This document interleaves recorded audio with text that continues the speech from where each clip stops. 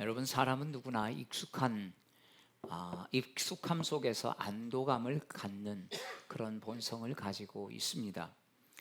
익숙한 사람들, 그래서 만나길 좋아하고, 또 익숙한 장소, 또 익숙한 삶의 방식으로 살아가면서 이러한 것들이 우리의 삶을 편안함과 안정감을 주고, 이런 것들을 보면 그냥 그렇게 신경을 쓰지 않아도 일상을 이어갈 수 있게 합니다.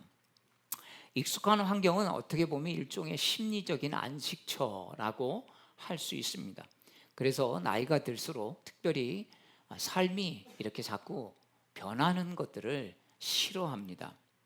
여러분, 익숙함이 때로는 우리의 삶에 안정감을 주기도 하지만 어떤 문제가 있냐면 우리의 삶을 정체시키고 또 우리의 삶을 나태하게 만든다는 거죠. 그래서 늘 해왔던 방식으로 하면 뭐 별로 신경 쓸 게 없으니까, 그런데 이게 우리를 나태하고 게으르게 만드는 것입니다. 뿐만 아니라 변화를 싫어하니까 그냥 거기에 머물러 있다가 우리의 마음들이 이 변질되기도 합니다. 익숙함이 편해지면 더 이상 새로운 것들을 받아들이려고 하지 않고 변화에 등을 돌리게 되면 거기 안에서 그냥 가만히 있는 게 아니라 변질이라고 하는 것들이 일어납니다. 결국은 삶은 그래서 매너리즘에 빠지게 되고 신앙은 식어가고 또 열정을 잃어버리게 된다는 것이죠. 오래 믿는 사람 중에서도 이렇게 보면 신앙이 있는 것 같은데 열정이 없는 분들을 보면 바로 이 너무 편안함에, 너무 익숙함에 안주해 버리기 때문입니다. 그래서 예수님께서 오셔서 말씀하신 것 중에 새 술은 새 부대에 담아야 한다라고 말씀하신 이유입니다. 유대인들이 거기에 그냥 젖어버려서 바리새인들, 사두개인들, 이게 뭐가 문제인지도 모르고 그것이 그냥 왜 그렇게 믿어왔기 때문에 그것이 옳은 것인 양 생각하는 그것으로 인해서 하나님께서 새롭게 하시려고 하는 것들을 받아들이지 못하니까 예수님을 이단자로 거부하는 일들이 생긴 것입니다. 하나님의 새로운 일을 과거의 방식이나 틀 안에서는 담아낼 수 없기 때문에 예수님께서는 새 술은 새 부대에 담아야 한다라고 말씀하고 있는 것입니다. 참 우리 안에는 모순들이 있습니다. 여러분, 물건들은 새 것 좋아하죠. 새 집, 새 자동차, 새 옷, 새 것들을 좋아하는데 살아가는 것은 옛 방식, 옛 생각으로 우리가 살려고 하니까 이 생각들을 잘 바꾸지 않는다는 것입니다. 여러분, 하나님의 역사를 경험하려면 어떻게 됩니까? 반드시 우리에게는 새 마음이, 새 태도가 필요한 것입니다. 자, 오늘 본문 요한계시록 21장 말씀을 보십시오. 자, 사도 요한이 하나님께서 보여주신 환상에서 21장 1절은 새 하늘과 새 땅에 대한 말씀이 등장합니다. 자, 1절 말씀을 우리 같이 읽겠습니다. 시작. 또 내가 새 하늘과 새 땅을 보니 처음 하늘과 처음 땅이 없어졌고 바다도 다시 있지 않더라. 여러분, 이 말씀은 단순히 미래에 대한 예언이 아닙니다. 하나님께서 그분의 백성들에게 베푸실 궁극적인 회복과 그리고 완성에 대한 약속인 것입니다. 하나님은 단지 낡은 걸 좀 고쳐서 야, 이거 좀 고쳐라, 이렇게 하시는 분이 아닙니다. 새롭게 하셔서 우리를 쓰길 원하시는 것입니다. 노아 시대를 한번 떠올려 보십시오. 하나님께서 계속 후회하시고 참으셨죠. 인간을 만든 걸 후회한 거를 여러분 노아 시대에 말씀하고 있습니다. 하나님은 죄악으로 가득 찬 세상을 그래서 새롭게 하시길 원하셨죠. 그래서 하늘을 열고 땅을 열어서 물을 통해서 그것들을 깨끗하게 하신 것입니다. 어떻게 보면 심판이시지만 그 말씀에 순종했던 노아와 그의 가족들에게는 새 하늘과 새 땅을 경험하도록 한 것이죠. 그 땅이 그게 아닌 거예요. 그 땅이 옛날 땅이 아닌 거예요. 그 하늘이 옛날 하늘이 아닌 것이죠. 여러분, 우리도 어찌 보면 내 마음이 바뀌면 아무리 똑같은 하늘도 그 하늘이 그 하늘이 아니잖아요.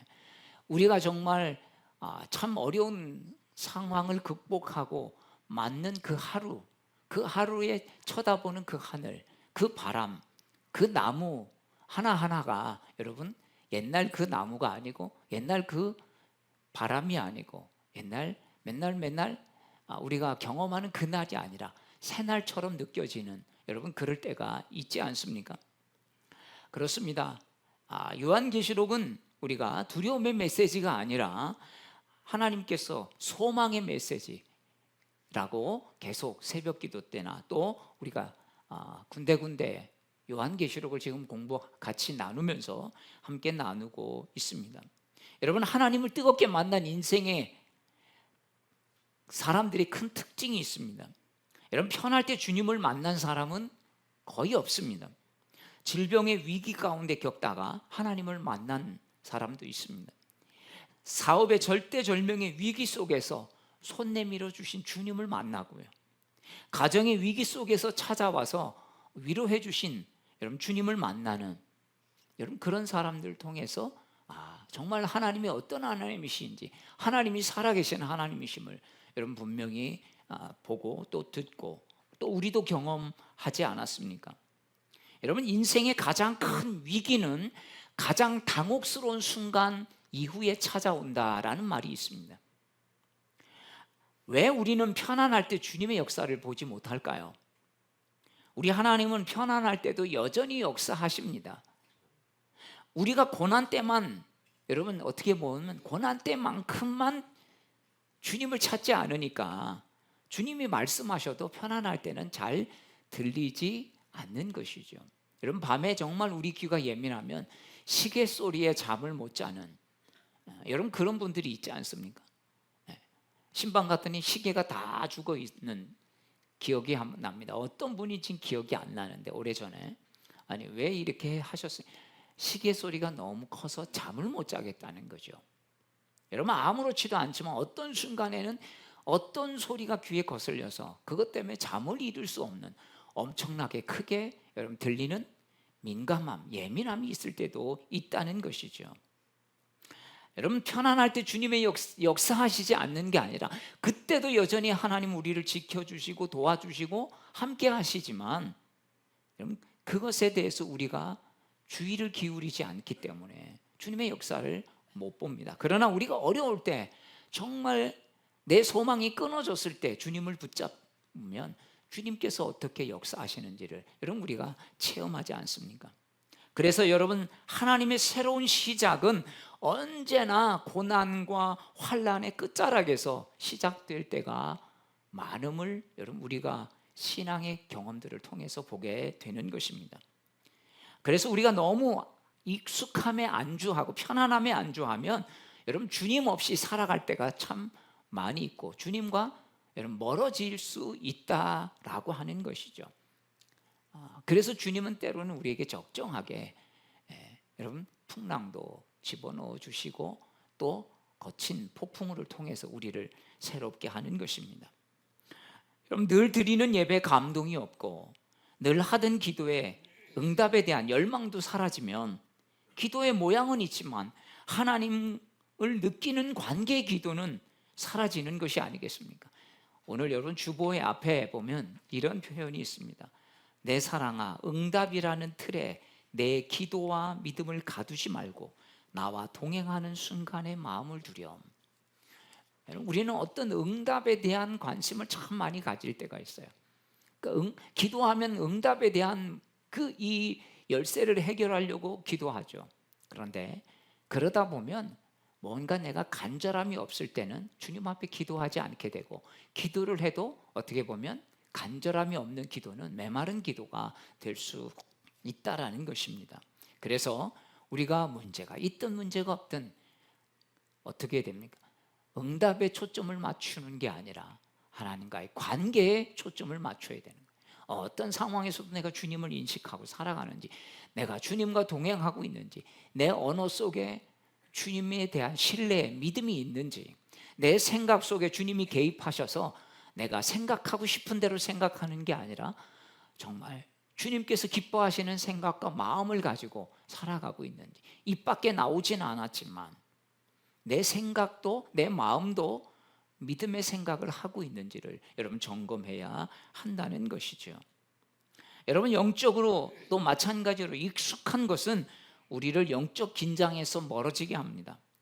그래서 익숙하면 편해지고 우리의 마음을 담지 않아도 그냥 어느 정도는 하죠. 여러분, 처음에 예배 드렸을 때 한번 보십시오. 정말 예배가 새롭죠. 어떻게 예배를 드려야 되는지. 제가 현직 교회 가서 예배를 드리는데 순서가 20몇 가지 되는데 언제 어떻게 해야 되고 일어나야 되는지 말도 잘 못 알아들으니까 계속 긴장하고 눈치 보고, 그러면 눈치 보고 일어나야 되고 또 앉아서 또 찬송 또 해야 되고, 모르는 찬송도 막 또 후렴구로 막 그런 긴장들이 있더라고요. 내가 한국 예배를 드리면서 이렇게 긴장하고 집중해 본 적이 얼마나 있는가.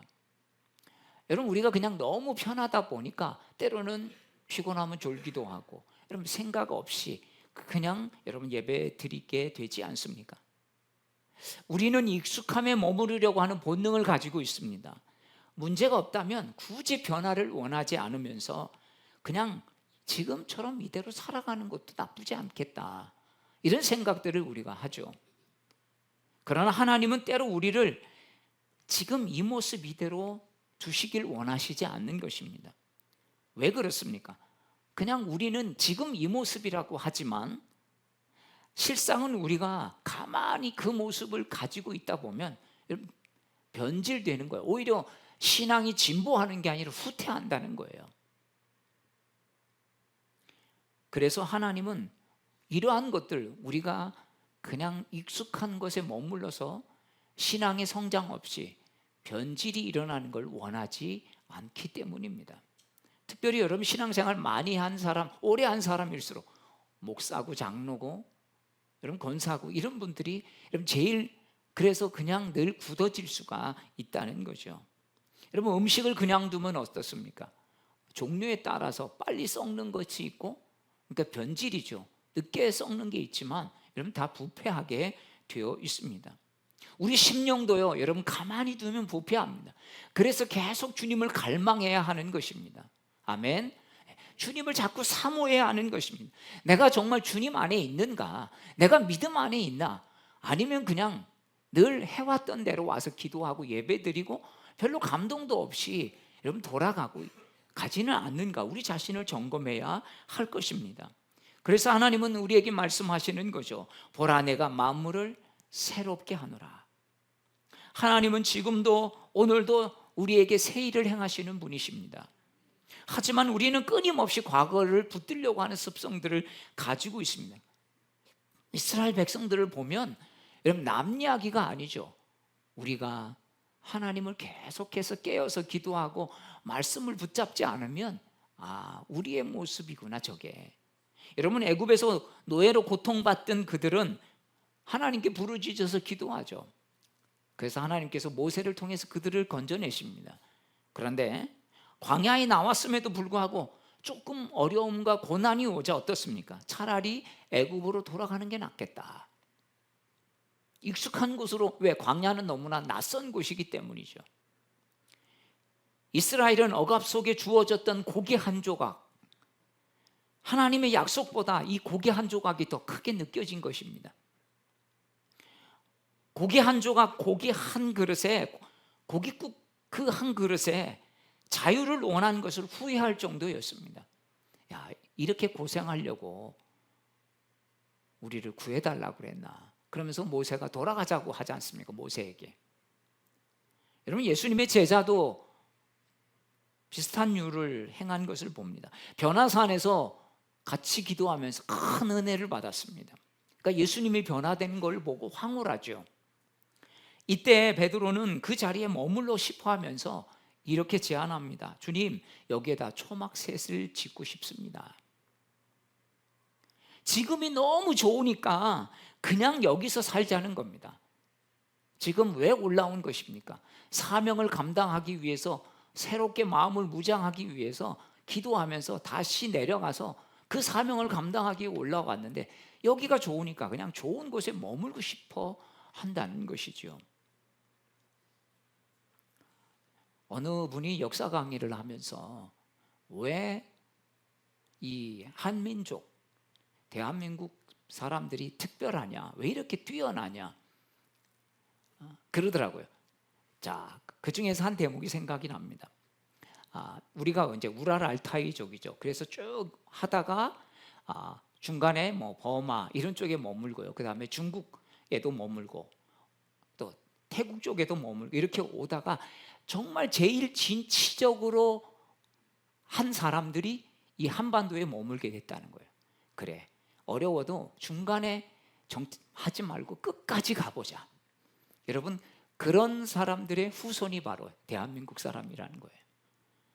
중간에 좋은 데서 야, 이거보다 더 좋은 곳이 있을 수 있어. 힘들고 어렵지만 넘어보자. 이렇게 해서 여기까지 온 것이라는 것입니다. 그러니까 정말 인내하고 정말 어려움 속에서도 그거를 굴하지 않고 끝까지 나아갔던 사람들, 그 후손들이 바로 이 한국을 만들었다는 거죠. 사랑하는 여러분, 현재가 좋다고 느껴질수록 우리는 새로운 하나님의 역사를 받아들이기 어렵게 됩니다. 편안함 속에서 우리는 그 편안함을 누리려고 나태해지고 하나님 없이도 살 수 있다는 영적 교만에 빠지기도 합니다.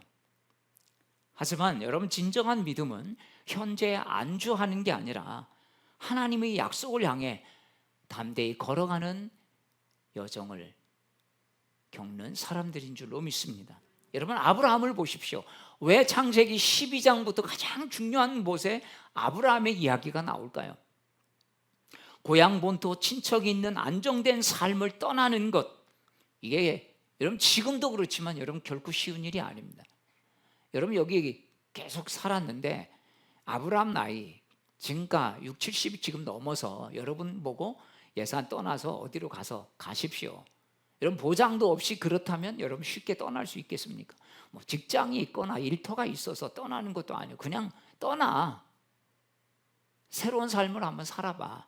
이렇다면 여러분 중에서 주저하는 사람들이 많이 있을 겁니다. 여기에는 친구도 있고 부모도 가깝게 있고 여러분 있는데, 내 집도 있는데 이걸 다 내려놓고 떠나라? 이게 쉽지 않다는 것입니다. 하나님께서는 떠나라 하셨기에 아브라함은 기득권과 보호받는 환경을 모두 내려놓고 낯선 땅으로, 알지 못하는 땅으로, 치시할 곳으로, 그것도 가나안 땅인지도 모르고 왔던 것이죠. 여러분, 아브라함이 있던 곳은요, 메소포타미아 문명이 있던 티그리스 강이, 그러니까 세계 4대 문명의 발상지에서 온 것입니다. 거기는 그만큼 곡식이 풍부하죠. 나일강, 메소포타미아, 티그리스강, 여러분 이런 강들이 있는 거죠. 황하강, 이런 4대 문명이 있던 그 중에 하나에서 윤택하게 어떻게 보면 살고 있었던 것입니다. 우리로 말하면 밥 걱정 안 하고 살고 있었던 거예요. 그런데 그런 걸 다 포기하고 주님이 떠나라고 했던 것입니다. 여러분, 믿음 없이는, 하나님에 대한 신뢰 없이는 불가능한 것이었습니다. 저도 한 21년 전에 40년간 제 나이 40에 대한민국을 떠나서 인도네시아로 갔습니다. 이게 저에게는 모험이었고 큰 결단이었습니다. 근데 제가 기도하지 않았다면 저는 절대로 가지 않았습니다. 그런 선택을 할 수도 없었죠. 아니, 그런 생각조차 할 필요가 없었습니다. 응답으로 여기지 않았다면 가지 않았을 것입니다. 그러나 하나님의 인도하심을 믿었고 순종했기 때문에 그곳에 갈 수 있었고, 이제 17년 지나서 하나님이 그 해에, 제가 12월 달에 왔는데 그 해에 하나님이 자꾸 떠나라는 마음을 계속 연초부터 주셨습니다. 근데 생각인가? 내가 너무 오래 있어서 그런가? 그런 생각들을 하다가 하나님께서 한 번도 생각해 본 적도 없고 또 이 땅에 저는 발을 디뎌본 적도 없습니다. 오히려 제가 25살 때 생각나는데 대천 해수욕장에 저희가 청소년 수련회로 답사를 제가 왔었던 기억이 납니다. 와서 답사하고 홍성에 잠깐 들리고 그런 기억은 납니다. 그때 뭐 부여 갔다가 공주 갔다가, 제가 역사에 관심이 많아서 낙화함도 좀 들려보고 공주의 문열왕릉 거기도 가보고, 그리고 무슨 일 때문인지 모르겠지만 홍성은 왔었던 기억이 나요. 홍성 왔다가 간 적은 있지만 예산은 처음 밟아봤습니다. 알지도 잘 못했습니다. 그렇지만 하나님께서 그런 마음을 주셔서 온 것입니다. 그렇습니다. 여러분, 우리가 새 하늘과 새 땅을 경험하려면 옛 땅에 대한 집착을 벗어버려야 합니다. 옛 땅에 대한 집착이 크면 클수록 여러분, 우리는 새 하늘과 새 땅이 오히려 부담스럽습니다. 아니, 잘 살고 있는데 여기도 지금도 좋은데 무슨 또 새 하늘과 새 땅이야. 새로운 것을 원하지 않는 우리의 습성들이 있는 것이죠. 여러분, 익숙함이 너무 크면 하나님의 새 일은 오히려 부담스럽고 피곤하게 느껴질 수 있는 것입니다. 나이 들수록 여러분 자주 쓰는 말들이 있지 않습니까? 예전엔 다 그렇게 했는데, 우리 항상 그렇게 해왔어. 여러분, 이게 우린 쉽게 말하지만 여러분, 이게 때로는 하나님의 새로운 일들을 막을 수 있다는 겁니다. 늘 해왔다고 그게 진리는 아니죠. 과거의 경험이나 익숙함이 절대 진리는 아닙니다. 아무리 익숙한 방식이라도 여러분, 주님이 말씀하시면 바꿔야 하지 않겠습니까? 그런데 우리는 그런 것들을 고집할 때가 많이 있습니다. 여러분, 정말 고집해야 할 것은 방법을 고집할 게 아니라 하나님의 뜻을 고집해야 합니다.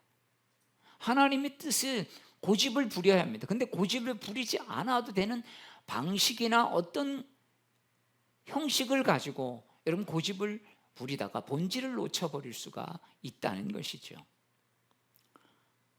여러분, 나이 먹어서 노인으로 늙어가면 참 슬픈 것입니다. 그래서 여러분, 아멘할 준비하십시오. 노인이 되지 말고 어른이 되시기를 축복합니다.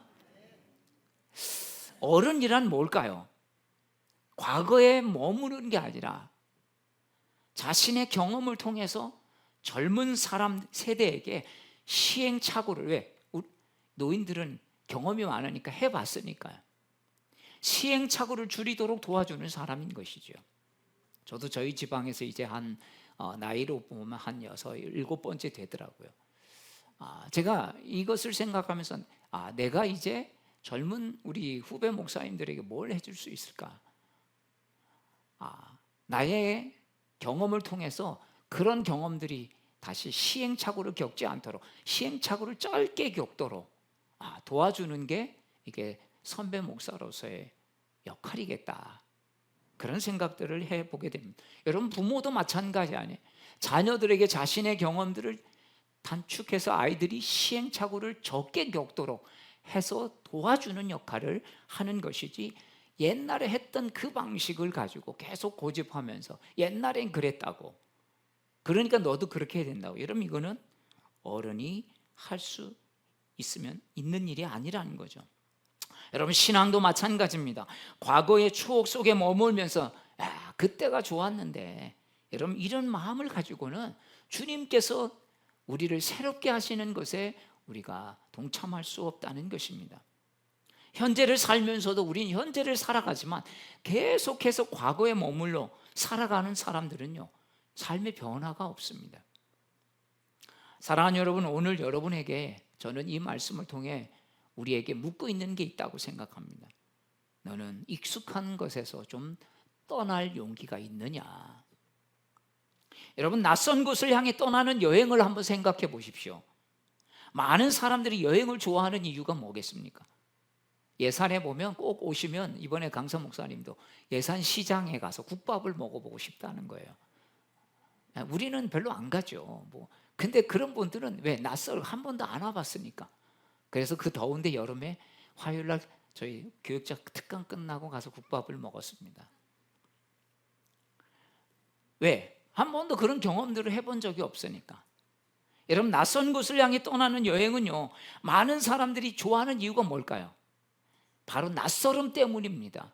우리는 굳이 예산시장 가서 국밥 먹는 거 뭐 언제든지 먹을 수 있으니까 또 뭐 아마 그래서 그런지 모르겠습니다만, 그래서 근데 그분들은 낯설음 때문에 가는 거예요.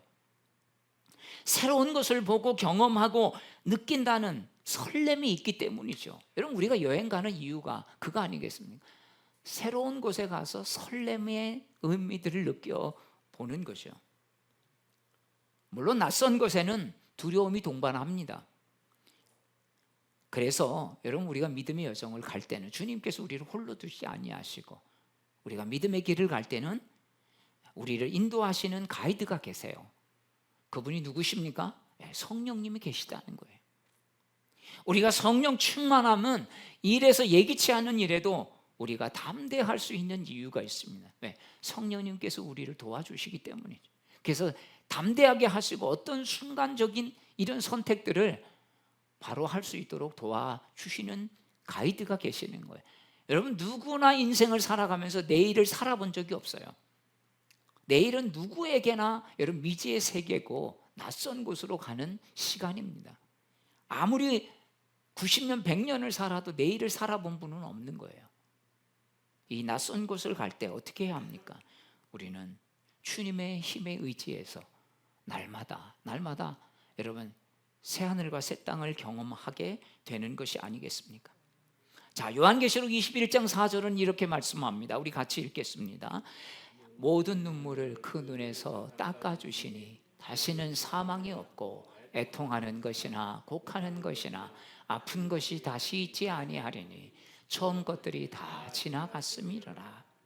여러분, 지금 우리가 겪는 고통도 이 세상의 영광도 다 지나갑니다. 여러분, 고통만 지나갑니까? 우리가 누리는 영광도 다 지나가요. 아무것도 별거 아닙니다.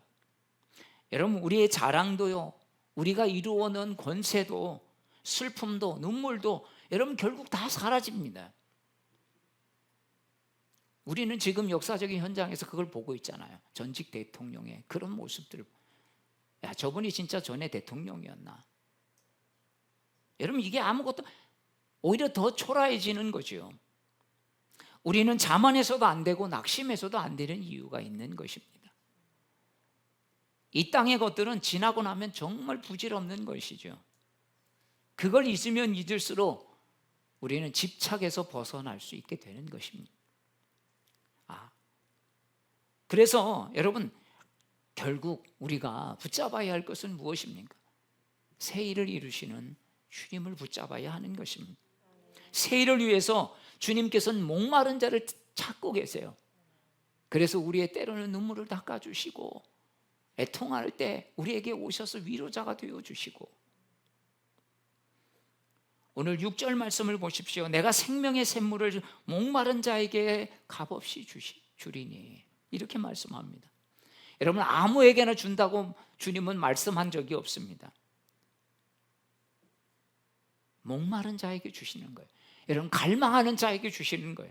여러분, 영원히 우리가 그냥 늘 오늘 예배나 지난주 예배나, 저는 그런 기도를 합니다. 하나님, 오늘 이 예배는 내가 오늘 주님께 드릴 수 있는 마지막 예배인 거예요. 다음 주에 또 드리면 되지. 여러분, 오늘 예배랑 다음 주 예배랑 같은 날입니까? 요일이 같다고 여러분 같은 시간입니까? 다른 거죠. 오늘밖에 드릴 수 없는 예배예요.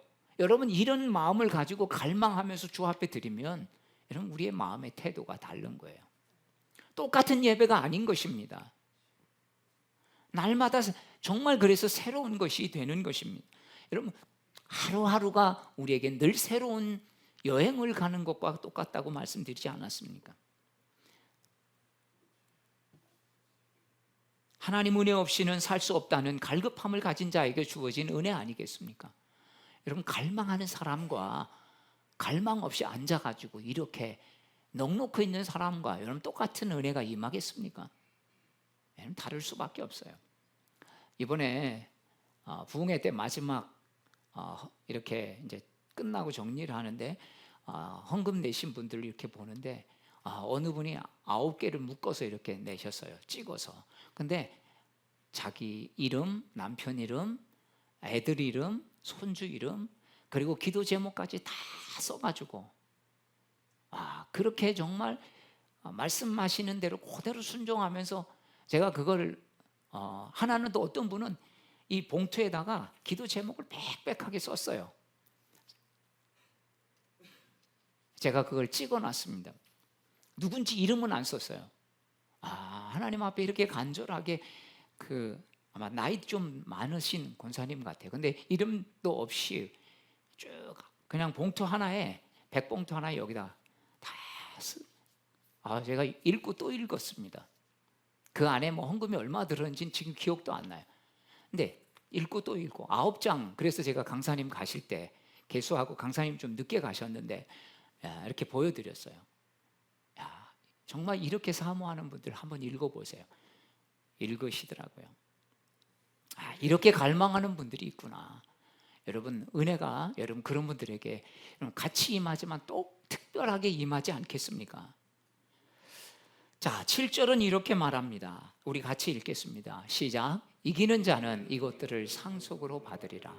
나는 그의 하나님이 되고 그는 내 아들이 되리라.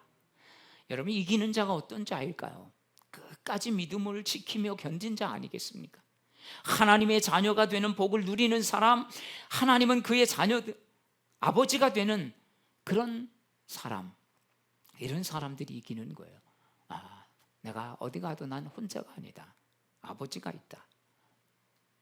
여러분, 영적 아버지가 있는, 그래야만 여러분 아들이 될 수 있지 않겠습니까?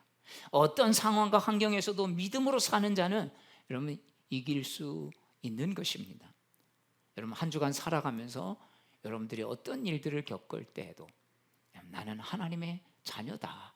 하나님은 내 아버지시다. 여러분, 이런 믿음을 가지고 살아내시기를 주의 이름으로 축복합니다. 참 우리는 다른 사람을 속일 수 있고 내 자신도 어떻게 보면 내가 속일 수 있어요. 계속 자기 자신을 세뇌하는 거죠. 그러나 여러분, 하나님은 속일 수 없습니다. 우리가 예배당에 앉아있다고 구원받은 성도가 되는 건 아닙니다. 진정한 믿음의 결단과 또 삶의 열매가 여러분 있어야만 여러분 하나님의 자녀가 되지 않겠습니까? 갈라디아서 5장 17절은 이렇게 말씀하고 있습니다. 육체의 소욕은 성령을 거스리고 성령의 소욕은 육체를 거스리나니 이 둘이 서로 대적함으로 너희의 원하는 것을 하지 못하게 하려 함이라. 사랑하는 여러분, 오늘 우리가 익숙한 것에서 벗어나서 정말 매일매일 주님 앞에 예배할 때마다, 기도할 때마다 하나님 새 마음을 주셔서 주님 앞에 예배하고 기도하고 결단하며 갈망하게 하셔서 정말 이 한 주간 주께서 주시는 이 은혜로 이기는 자로 서게 하옵소서. 여러분, 그런 고백이 저와 여러분의 고백이 되기를 축복합니다. 익숙하고 편안한 과거에 머물 것인가, 아니면 새 하늘과 새 땅, 새 마음과 새 삶을 향해 여러분 믿음으로 달려가시겠습니까? 하나님은 오늘도 말씀하고 계시죠. 보라, 내가 만물을 새롭게 하노라. 우리의 익숙함과 편안함을 원하는 이 마음들을 자꾸 내려놓고 하나님의 새로운 나라를 향해 담대히 달려가시는 우리 모두가 되시기를 축복합니다. 그 끝에는 주님께서 우리에게 눈물을 닦아주시고 또 위로해 주시고, 그래서 애통이 사라지면서 주님이 주시는 기쁨으로 살아가는 주의 백성이 될 줄로 믿습니다. 여러분, 사람 두려워하지 말고 환경 두려워하지 말고 주님을 두려워할 수 있기를 축복합니다. 세상과 타협하지 않는 그런 믿음의 싸움을 싸워서 아버지가 나의 하나님의 아버지가 되신다. 여러분, 이 믿음으로 이기는 자의 여정을 걸어가시는 저와 여러분의 삶이 되기를 주의 이름으로 축복합니다. 우리 다 함께 일어나셔서